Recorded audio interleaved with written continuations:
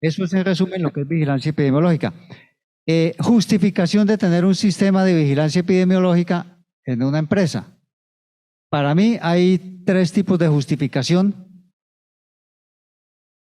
Está un poco lento acá el...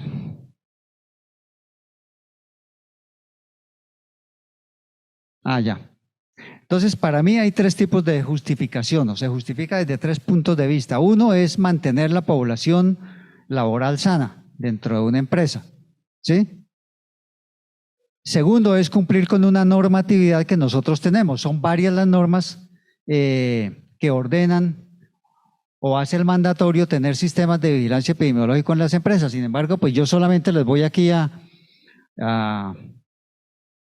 nombrar una, que es la del decreto 1443, que es de los sistemas de gestión. Esto pues ya es más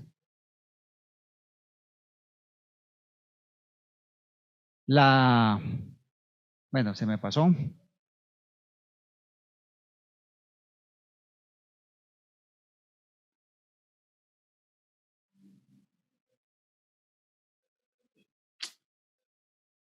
No, bueno. Entonces, es uno de los artículos del decreto 1443 que ordena pues llevar sistemas de vigilancia epidemiológico en las empresas.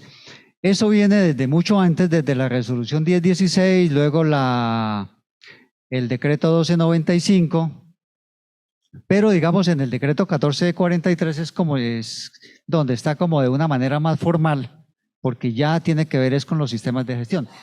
Ah, mire, ahí está, el artículo 24, que ordena: el empleador deberá desarrollar acciones de vigilancia de la salud de los trabajadores mediante las evaluaciones médicas de ingreso, periódicas de retiro, de los programas de vigilancia epidemiológica, con el propósito de identificar precozmente los efectos. Básicamente hay dos objetivos bien grandes, que son prevenir, es decir, evitar si se puede, pero por lo menos si no se puede evitar es diagnosticar precozmente para evitar que las secuelas y los daños pues sean mayores. Identificar precozmente efectos hacia la salud derivados de los accidentes de trabajo y evaluar la eficacia de las medidas de prevención y control. Entonces, ahora, hay otra justificación, sobre todo con las enfermedades, la patología osteomuscular, que son las económicas. No está en ninguna parte, pero yo las traigo acá porque los que trabajan en empresas se darán cuenta. Un poquito... Ah, ya. Entonces, mire, por una parte, toda enfermedad laboral, cuando a una empresa le califican una enfermedad laboral, eso es un cheque en blanco, porque puede dar lugar a demandas de responsabilidad civil. Las enfermedades laborales tienen derecho, el trabajador tiene derecho a una indemnización por parte de la aseguradora, pero lo que son los daños y perjuicios no los paga la aseguradora. Eso no está dentro del seguro obligatorio de la ARL. Eso le corresponde a la empresa. Obviamente que eso van a una demanda, y si el juez condena a la empresa, pues tiene que pagar, y son costos bastante altos. Un ejemplo: si una ARL paga por una enfermedad laboral 10 millones de pesos, si la empresa es condenada a pagar daños y perjuicios, perfectamente puede oscilar entre 70 y 150 millones. Para una empresa de pronto pequeña, 10, 15, 20 trabajadores, pagar una indemnización por ahí de 100 millones de pesos, pues es prácticamente llevarla a la quiebra, ¿sí? Entonces, desde ese punto de vista, ahora, ¿por qué la vigilancia epidemiológica es una defensa contra estas demandas? Porque es que la enfermedad laboral tiene un proceso largo, normalmente de exposición. Entonces debe demostrar la empresa, y esta es una forma de hacerlo, puede demostrarle a un juez que hizo o desarrolló todas las acciones técnicas posibles para evitar que el trabajador se enfermara. Si el trabajador se enfermó, pues sí, ya no es culpa, porque es que las enfermedades osteomusculares son multicausales, entonces tienen factores individuales, tienen unos factores de origen común, unos factores genéticos aparte del trabajo. Pero entonces, en ese sentido, pues es una defensa en un juzgado para evitar que la condenen, ¿sí? Bueno, reduce las reubicaciones. Si uno previene la enfermedad o si logra diagnosticarlas tempranamente, se puede reducir las reubicaciones. Las reubicaciones, pues, a veces generan mal ambiente en las empresas, son costosas porque el trabajador ya no produce lo mismo, tienen que normalmente buscar otra persona para que ocupe el cargo anterior. A veces genera el mal ambiente laboral porque el reubicado pues no quiere hacer a veces gran cosa, entonces eso genera un ambiente pues poco favorable. Bueno, reduce las pérdidas de productividad, las enfermedades osteomusculares, sobre todo las de hombro y las de columna, afectan enormemente lo que es la productividad, sobre todo en trabajadores que son digamos, trabajadores rasos, que no tienen formación técnica, entonces eso afecta muchísimo la productividad. Y lo otro, se reducen las pérdidas por ausentismo, aunque el ausentismo lo pagan las empresas, pero de todos modos tienen que seguir pagando lo que es la parte de parafiscales, tienen que buscar de pronto otra persona que reemplace al que está ausente, o tienen que hacer traslados. Entonces, de todos modos, termina siendo un costo para las empresas. Bueno, entonces, a ver, ¿cómo diseñar un sistema? Entonces, les voy a dar aquí como las pautas generales. Entonces, lo primero que le piden a uno cuando uno va a diseñar un sistema de vigilancia epidemiológico es la justificación. La justificación, estos que les he dado acá, uno lo pueden nombrar ustedes de pronto cuando vayan a diseñar un sistema, pueden nombrar otras normas. En el artículo que va a quedar ahí en la página, pues ahí yo les dejé otras normas, pero con esta que el artículo 24 del decreto 1443, pues con eso pues es suficiente. Lo segundo que uno debe hacer en un sistema de vigilancia epidemiológico es definir los objetivos. Entonces, hay un objetivo general y hay unos objetivos específicos que los vamos a ver. Mire, este es el objetivo general. Entonces, el objetivo general se enuncia así, simplemente, implementar un sistema de vigilancia epidemiológica para controlar el factor de riesgo. Es decir, aquí uno tiene que vigilar el factor de riesgo porque es el que enferma y vigilar el estado de salud de los trabajadores.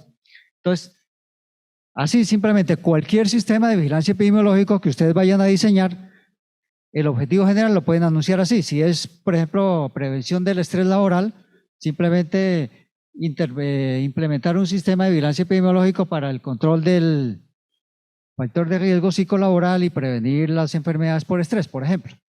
Si van a prevenir ruido, entonces controlar la exposición a ruido alto para prevenir la hipoacusia o las secuelas del ruido. Entonces, un objetivo general siempre se expresa así, no se necesita más. En los objetivos específicos sí ya varía un poco dependiendo de la patología. Yo les voy a dar aquí los principales que uno busca en un sistema de vigilancia epidemiológico de patología osteomuscular. Entonces, el primero, reducir la intensidad de la exposición, es decir, mejorar los puestos de trabajo donde sea posible. Entonces, puede ser, por ejemplo, rotando tareas, puede ser colocando los más capacitados en los... A ver, les pongo un ejemplo. El manejo de cargas tiene mucho que ver con condiciones del individuo. Hay gente que es muy apta para ese tipo de manejo de cargas, los que son con textura gruesa y algunos que están entrenados pueden estar expuestos a manejo de cargas sin que sufran lesiones. Si no, miren ustedes los pesistas, que ellos pues superan muchísimo los límites máximos recomendados. Entonces, no solamente es de rediseñar los puestos de trabajo, sino puede ser algunas mejoras, implementar ayudas técnicas, ayudas mecánicas, puede ser rotando, bueno, etcétera, etcétera. Entonces, ese es uno de los objetivos específicos. Segundo, prevenir la aparición de la patología osteomuscular asociada a riesgo ergonómico. Entonces, vamos a prevenir A mí me parece que hay 4 grupos de enfermedades. Si voy muy rápido, por favor me dicen. ¿Sí? ¿No? ¿Vamos bien? Bueno, cualquier pregunta que vaya surgiendo, pues por favor la hacen. Bueno, entonces el segundo objetivo es prevenir que aparezcan enfermedades. Entonces yo tengo una población expuesta que voy a tratar de evitar que se me enfermen. Pero si no se puede prevenir que aparezcan enfermedades, por lo menos diagnosticarlos tempranamente. No es lo mismo diagnosticar un problema de hombro cuando tiene apenas una tendinitis, que se puede recuperar completamente, a diagnosticarlo cuando ya tiene roto completamente el tendón y ya hay que operarlo. ¿Sí? Entonces, por lo menos a eso. Más adelante yo les hablo, hay unas herramientas, aquí hay fisioterapeutas, médicos, terapeutas ocupacionales. Hay unas herramientas que ustedes conocen, que son, por ejemplo, el cuestionario nórdico estandarizado de Corinca, que es para detectar tempranamente, pues para tamizaje de síntomas osteomusculares, y hay uno también que es el diagrama de CAT para síndrome del túnel carpiano. Sí, también lo conocen, ¿cierto? Bueno, entonces, por lo menos diagnosticarlos precozmente, ¿cierto?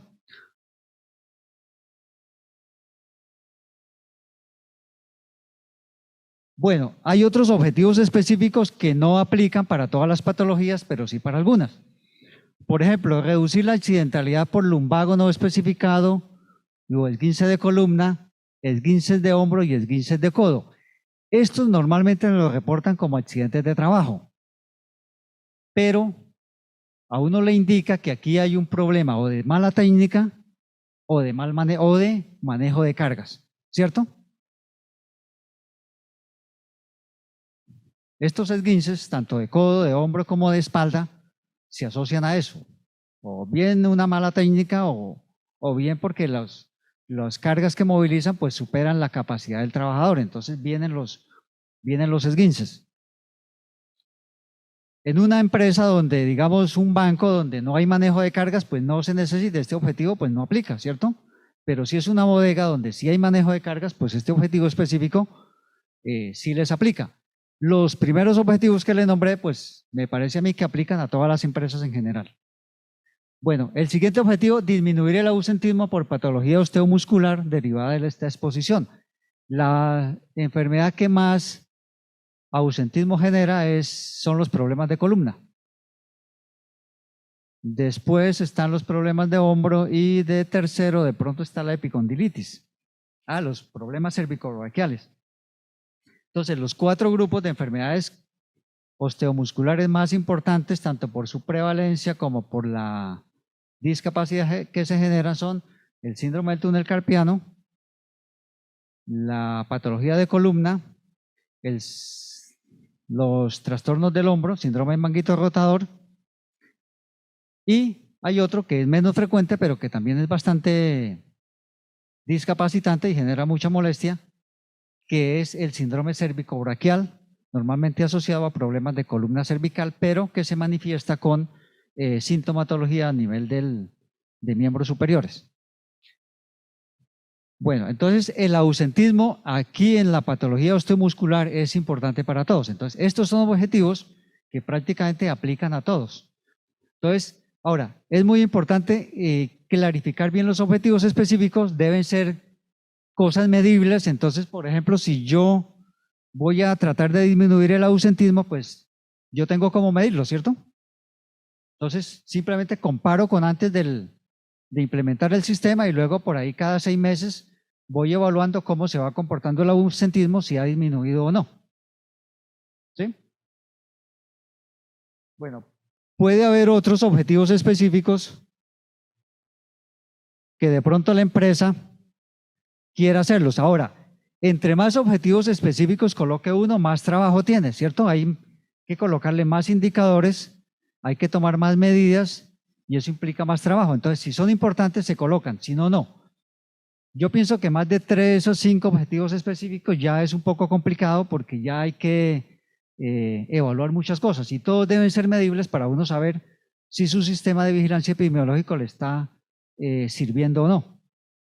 Entonces, pero, por ejemplo, reducir el porcentaje de reubicaciones puede ser, ¿cierto? Hay empresas que tienen digamos, tienen del 7 al 10% de las personas, de los trabajadores reubicados. O sea, eso ya es un desastre, eso ya es un problema grande. ¿Sí? Otro puede ser, por ejemplo, reducir el número de querellas ante el Ministerio de Trabajo. Esto genera mucho conflicto y normalmente van al ministerio, involucran a la CPS a veces, a las ARL, pero el principal involucrado casi siempre pues es la empresa. Y es que la empresa es la que tiene que reubicarlos. A veces los reubicados creen que a ellos no se les puede evaluar su desempeño y sí se les puede evaluar. ¿Sí? Bueno, entonces de pronto alguna empresa o los que hacen el sistema de vigilancia epidemiológico consideran que es un objetivo importante y lo colocan. Bueno, esto sí no es un objetivo específico. Uno vigila es grupos de personas que están expuestas. ¿Sí? No vigila personas que ya están enfermas, vigila a aquellos que están expuestos a un factor de riesgo y que se pueden llegar a enfermar. Entonces, normalmente se hace por áreas de trabajo. Si yo no estoy expuesto a manejo de carga, yo trabajo en un consultorio médico, pues a mí para qué me van a vigilar problemas de columna, ¿cierto? Aunque generalmente uno presenta problemas de dorsalgia, pero uno nunca va a presentar una hernia discal por estar sentado. ¿Sí? Muy difícil. Entonces, lo que se vigilan son grupos de trabajadores que tienen una exposición similar. Las Gatizo, ustedes las conocen, pues ahí habla de los grupos de exposición similar, ¿cierto? Los famosos GES. Bueno, ahora, ¿cómo se seleccionan los trabajadores que están expuestos? Los que no están expuestos no se necesita incluir en un sistema de vigilancia epidemiológico, ¿sí? Solamente los que están expuestos. Y aquí es donde vamos nosotros a analizar la información que nos dan los informes de los exámenes periódicos, del ausentismo, de los profesiogramas y de las inspecciones de trabajo. Se dice o es una norma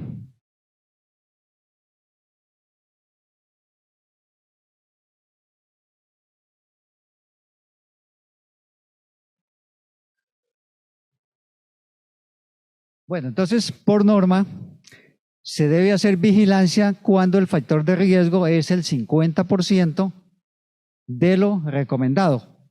Esto es muy fácil cuando son agentes químicos o cuando son agentes físicos. Yo puedo decir exactamente que la mitad de 85 decibeles, ¿alguien la sabe cuánto es? La mitad de 85 decibeles, si no la saben, no se preocupen que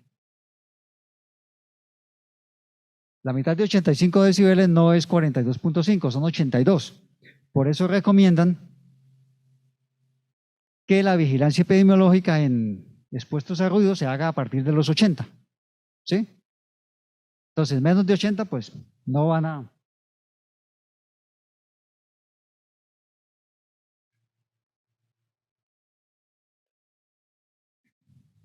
Pero cuando se trata de un factor de riesgo como el biomecánico, es muy difícil decir cuánto es el 50%.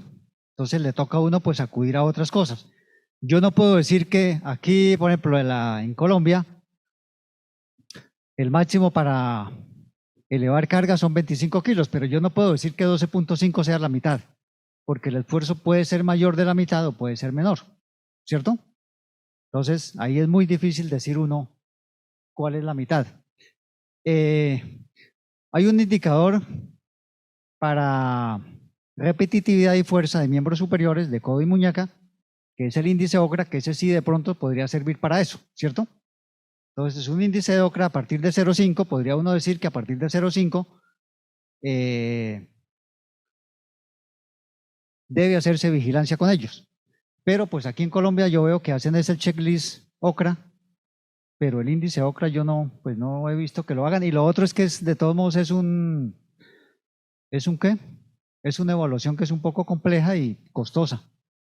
Entonces nosotros vamos a utilizar otros otras fuentes pues como para clasificar los trabajadores. Entonces, dice, se hace a partir de análisis de datos de ausentismo, de informes de exámenes periódicos, de profesiograma y de las inspecciones de puestos de trabajo. ¿Sí? Vamos entonces a ver cuáles son los datos que nos indican que la población está expuesta. Entonces, por ejemplo, del ausentismo y de los exámenes periódicos, la resolución 2346 del año 2007 sobre exámenes periódicos dice que el médico debe presentar un informe, ¿cierto?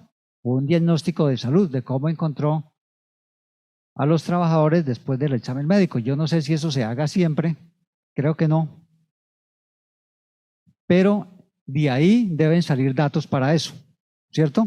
Entonces puede decir en el área, dentro del informe, de pronto puede decir, en el área de bodega, encontré que hay molestias por dolor de espalda o de hombro, o encontré al examen físico, encontré hallazgos de tal y tal, pues que me hacen suponer que está empezando a presentar problemas en tal parte, ¿cierto? Entonces, de ahí uno toma esos datos. Segundo, si se ha diagnosticado en algún área de trabajo algún trabajador con una hernia discal, eso es un indicador de que en esa zona puede haber exposición a factor de riesgo alto por manejo de cargas. Es decir, así sea laboral o sea común, pero eso ya le indica a uno que por lo menos hay que ponerle cuidado y, sobre todo si es laboral, lo mejor es tener esa área, por ejemplo, si el que salió con una hernia discal de origen laboral pertenece, por ejemplo, al área de torno o al área de, bueno, cualquier área específica, lo mejor es involucrar a esa área de trabajo en el sistema de vigilancia epidemiológica. Es decir, considerarlos como expuestos y que en cualquier momento pueden llegar a presentar una enfermedad. Ahora, cuando una enfermedad laboral aparece en una empresa, es un dato muy importante porque uno supone que detrás de ese vienen 3 o 4 más que todavía no han presentado su sintomatología florida, pero que seguramente están en proceso de un proceso mórbido que puede llevarlos a una enfermedad también, una enfermedad discal en este caso. Bueno, segundo, cuando hay casos de síndrome del túnel carpiano o de epicondilitis, pasa igual. Si han sido diagnosticados como enfermedades laborales, esa área de trabajo debe considerarse como expuestos, o por lo menos los mismos cargos o los que hacen labores similares deben considerarse como expuestos a factor de riesgo por repetitividad y fuerza. ¿Sí? Igual pasa con el diagnóstico de síndrome de manguito rotador. ¿Preguntas hasta acá? Señora.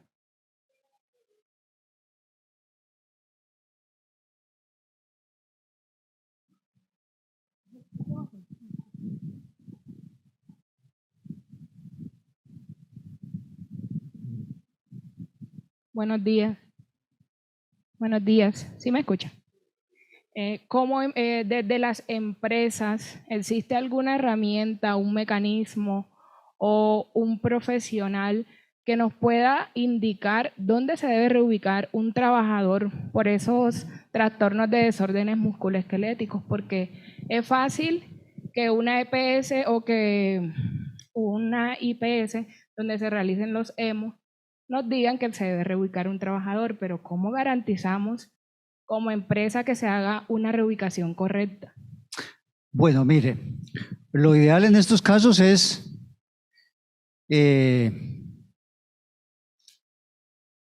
sea una, no, mire, en esto participa normalmente un médico y participa alguien del área de fisioterapia o terapia ocupacional, ¿cierto? Entonces, cuando hay una reubicación, si el médico normalmente emite unas recomendaciones, lo ideal es que ese médico conozca el puesto de trabajo, ¿sí?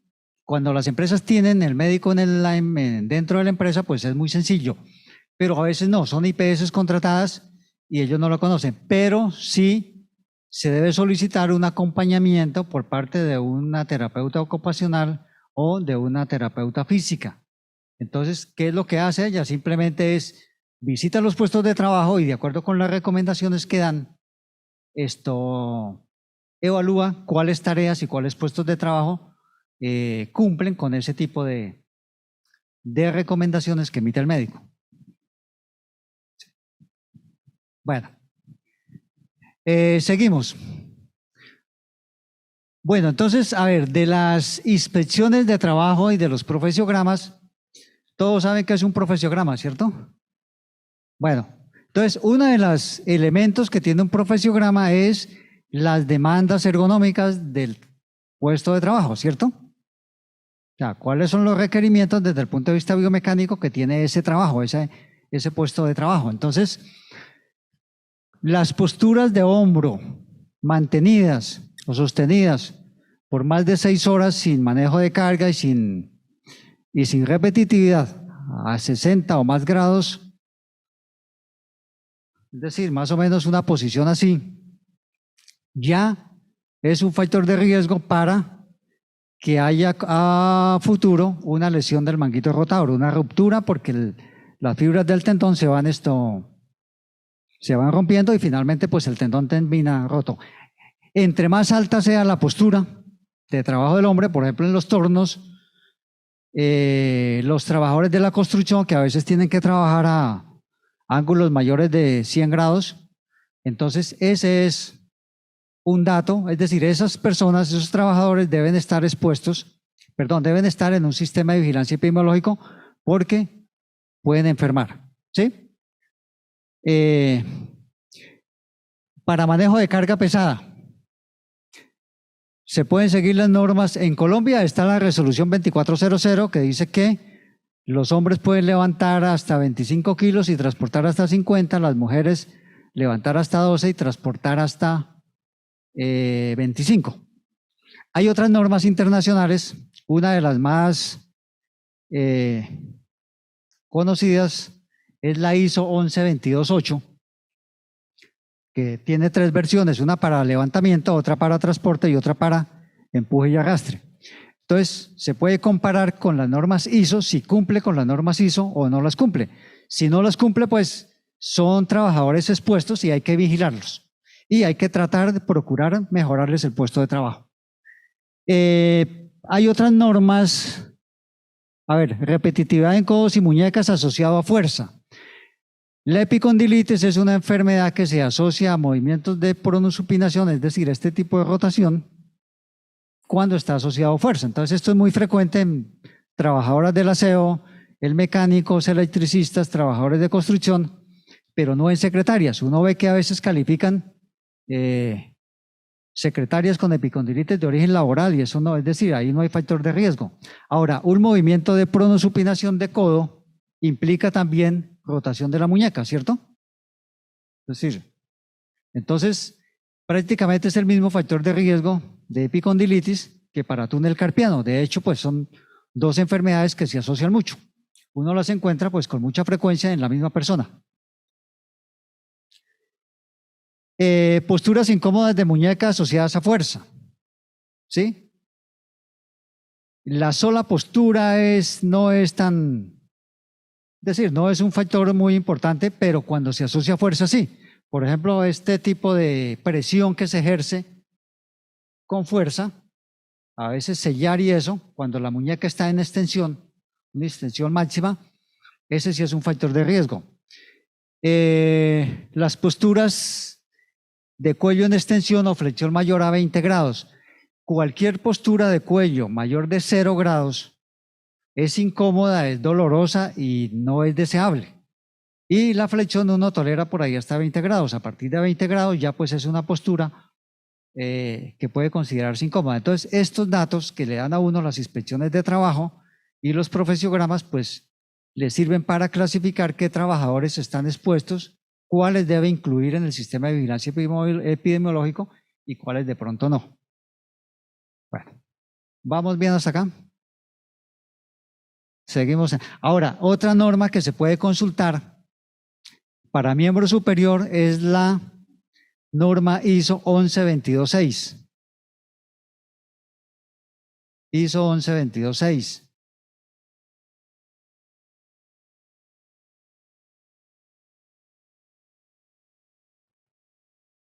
que esa es para repetitividad de miembros superiores.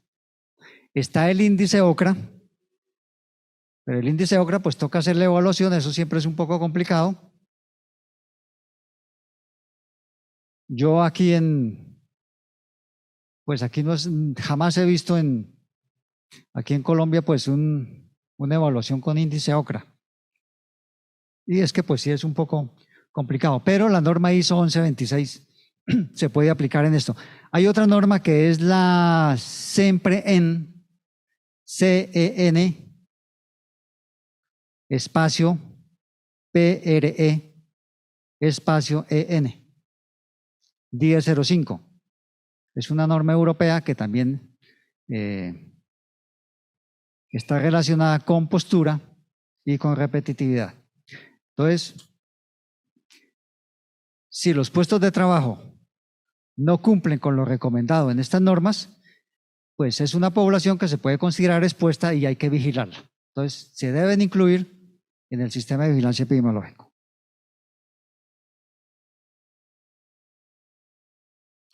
Bueno, en los sistemas de vigilancia epidemiológico es importante definir lo que se llaman eventos centinela. Esta definición la traigo de un documento que se llama Guía Técnica de Sistema de Vigilancia Epidemiológica en Prevención de Desórdenes Musculoesqueléticos en Trabajadores en Colombia. Esto lo contrató el Ministerio de Trabajo, los autores son unos españoles. Es un documento muy bueno.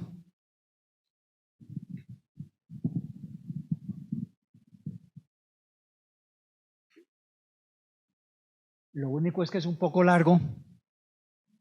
Tiene creo que algunas 130, 150 páginas. Pero es muy bueno, lo pueden ustedes conseguir en internet.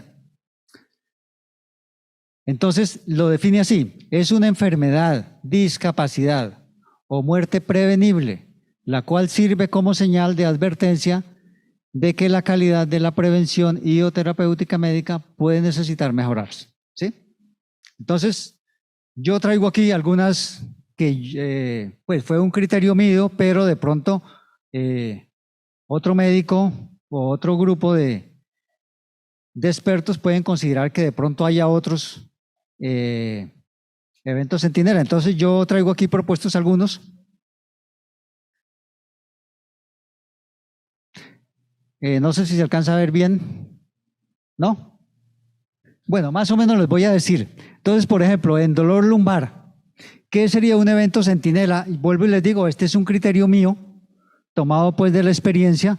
Entonces, un trabajador que reporta 2 o más episodios de lumbago como accidentes de trabajo en un periodo de 6 meses, a mí me parece que eso es un evento ya que le llama la atención. ¿Sí?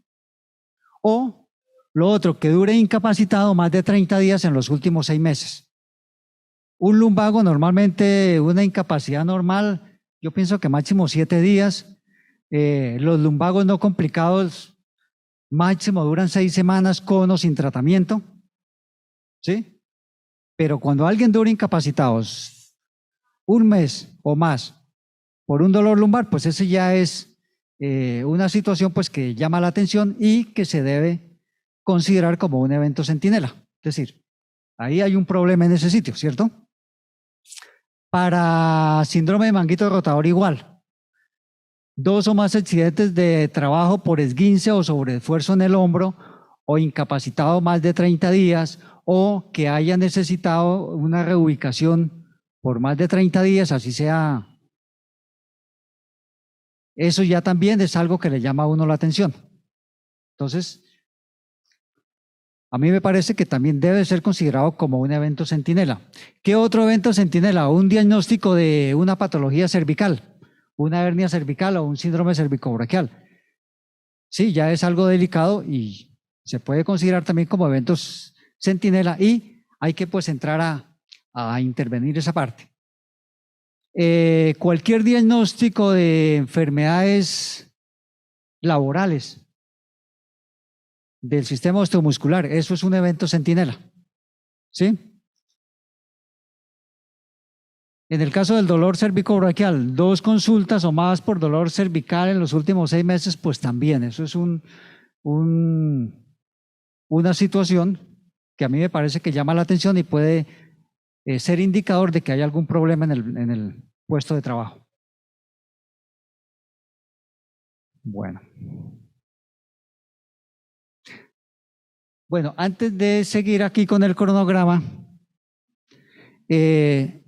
yo tengo un concepto diferente a la que tiene de pronto el ministerio sobre el tema de la notificación.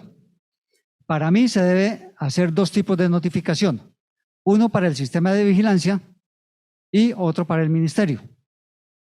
Entonces, nosotros en un sistema de vigilancia notificamos, se le notifica al sistema, se le notifican los casos sospechosos o los eventos centinela.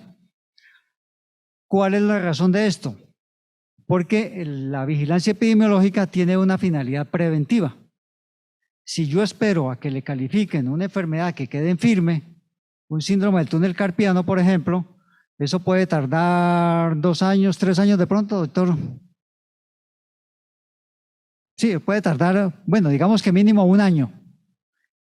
A ver, mientras empiece el proceso, empieza en la EPS, luego la ARL, bueno, en la ARL no se demora, la Junta Regional es 1 mes, la Junta Nacional pueden ser 6, 8 meses de pronto, en la EPS se puede demorar mientras consiguen toda la documentación, o sea, es un proceso que puede tardar 2 años.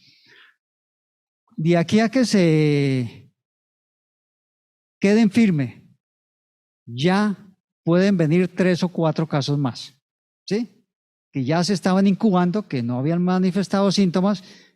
Entonces, cuando yo voy a notificar, si yo espero hasta que se quede firme el diagnóstico, cuando yo voy a notificar esa, pues ya tengo 3 o 4 más de pronto. Entonces, la finalidad de la prevención es prevenir. Entonces, yo notifico al sistema para que de una vez intervenga, ¿sí? Y al ministerio, pues sí se le notifican los casos que ya son confirmados. Bueno, lo del cronograma. Entonces, lo otro que se hace ya después de los objetivos específicos, de acuerdo con esto, con lo que uno espera, pues uno elabora un cronograma. Aquí hay algunas cosas, yo no sé, ayer alguien estuvo en la charla del doctor Soto de neurocirugía, ¿no? Bueno, yo le coloco aquí dentro de las actividades. Entonces, primero, presentar el sistema, ¿cierto? Que la gente lo conozca. Ya se clasificaron los trabajadores, entonces lo presentamos. Unas capacitaciones se debe hacer a ellos. Si uno conoce a qué esté expuesto, cuáles son los peligros, pues previene. Luego viene algo sobre inspecciones de los puestos de trabajo. Y yo le coloco aquí algo sobre calistenia.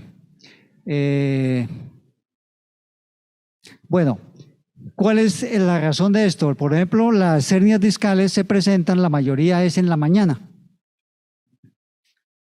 ¿Por qué se presentan en la mañana? Nosotros nos levantamos con una estatura, los discos están plenos, ¿sí? Están completamente llenos, el núcleo pulposo, entonces tiene una mayor fuerza hidrostática. Entonces, la mayoría de hernias se presentan en la mañana porque la presión del disco es mucho más, la presión del núcleo pulposo, la fuerza hidrostática que tiene es mucho mayor y puede llegar a romper el ligamento posterior. Entonces, por eso son las hernias discales más en la mañana.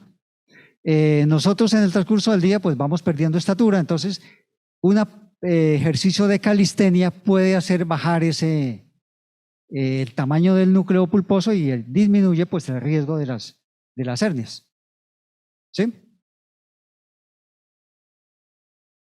Pero elabora uno pues un cronograma así, con unas fechas.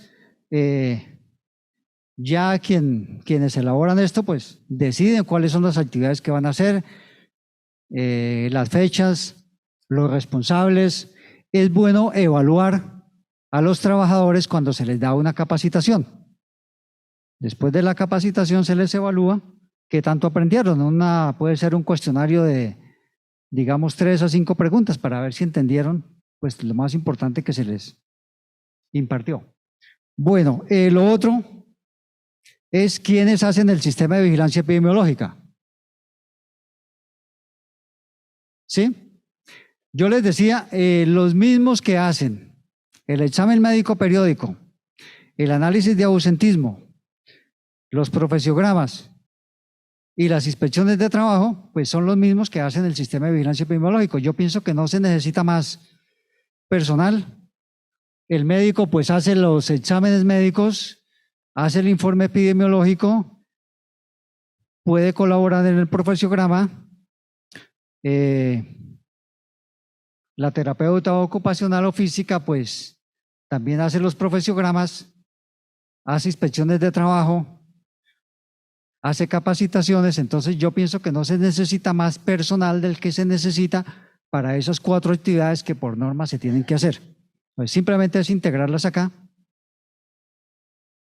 Y entonces el tema de que los costos, no, a mí me parece que, pues, que de pronto incrementa, pero muy poco, pero yo sí pienso que si estas actividades se integran en un sistema de vigilancia epidemiológico van a ser muy productivas, es decir, va a tener un buen efecto en la prevención.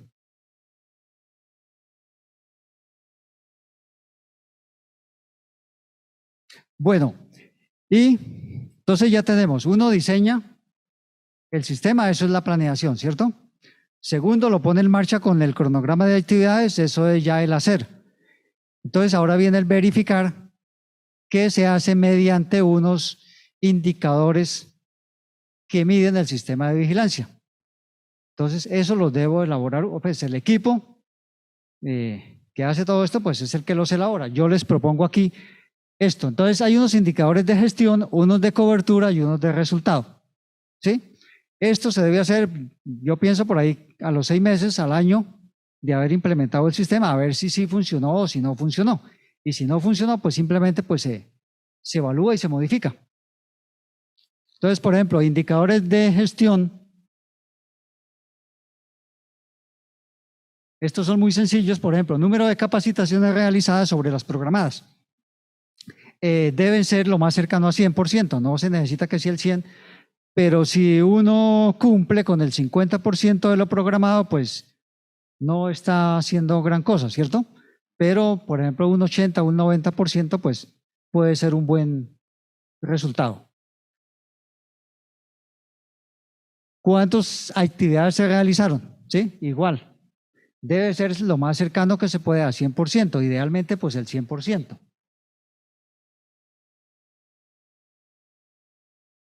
Bueno, la cobertura sí debe ser el 100%. Todos los expuestos deben estar vigilados y se deben hacer actividades con ellos. Entonces,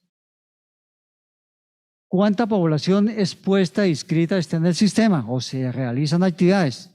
Y sobre la población expuesta estimada, deben ser todos. No se pueden quedar por fuera porque los que se van a quedar por fuera pues son los que se van a enfermar, ¿cierto? Entonces, aquí debe ser el 100%. Yo pienso que no admite menos de 100%.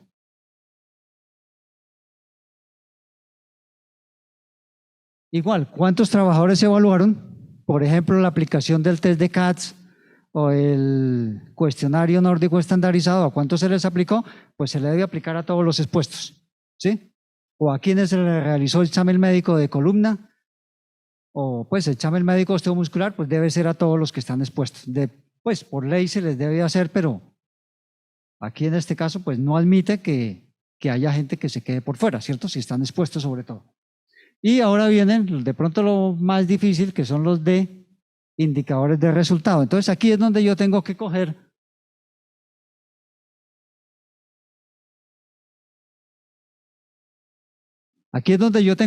los objetivos específicos que propuse al comienzo. Entonces, entre los objetivos específicos estaba el diagnóstico temprano.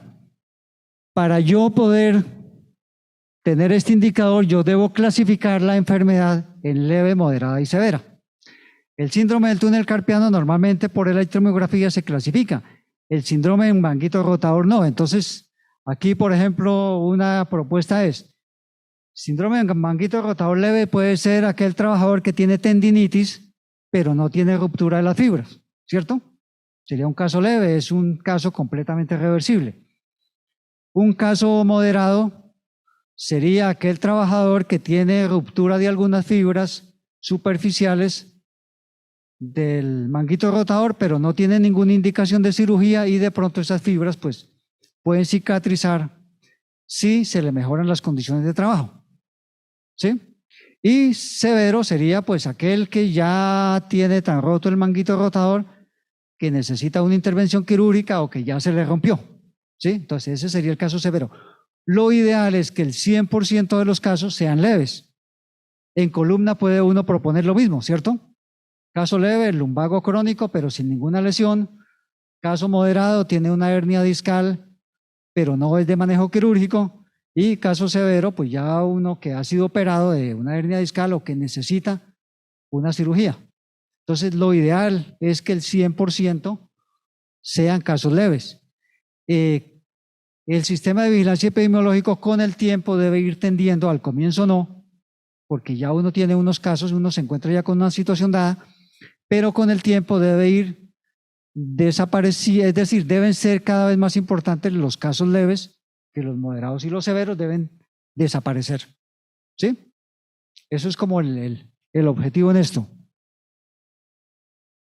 Otro de los objetivos es el ausentismo. Entonces, simplemente yo debo bajar el ausentismo por patología osteomuscular. Hay dos indicadores que son el índice de lesiones incapacitantes y está el índice de severidad de lesiones. ¿Ustedes los manejan todos?